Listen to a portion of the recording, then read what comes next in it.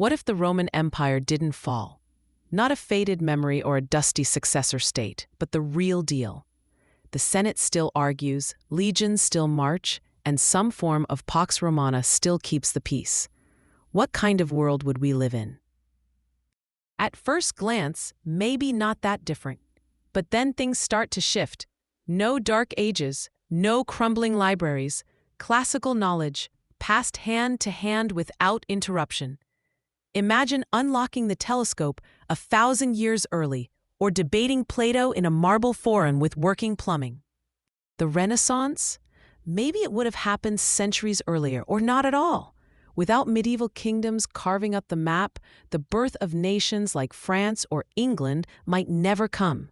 No 100 Years' War, no Magna Carta, no Shakespeare.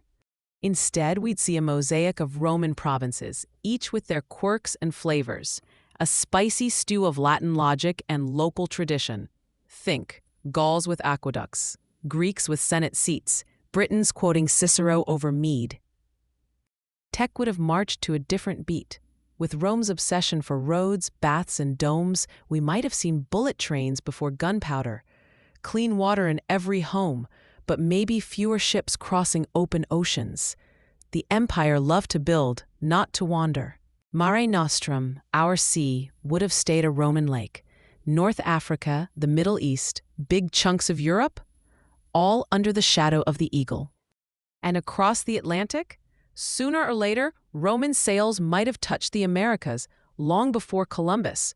Picture galleys on Caribbean beaches planting bronze standards where Spanish flags never flew. For indigenous peoples, the consequences would still be devastating, but the story would play out very differently. No British Empire, no USA, maybe a united Rome squaring off against a powerful China, or a rising India. The balance of the world, totally rewritten. So, who would the modern Roman be? Probably speaking a Latin-infused dialect, maybe something between Spanish, Italian, and something completely new. Their religion? A curious fusion of old gods and borrowed saints, Jupiter and Jesus side by side. The law would echo Justinian. The Senate might still exist, now digital perhaps, with reps from across provinces. Democracy, Roman style.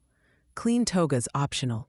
Today, Rome already shapes our laws, our architecture, our languages. But in this world, its fingerprints would be everywhere.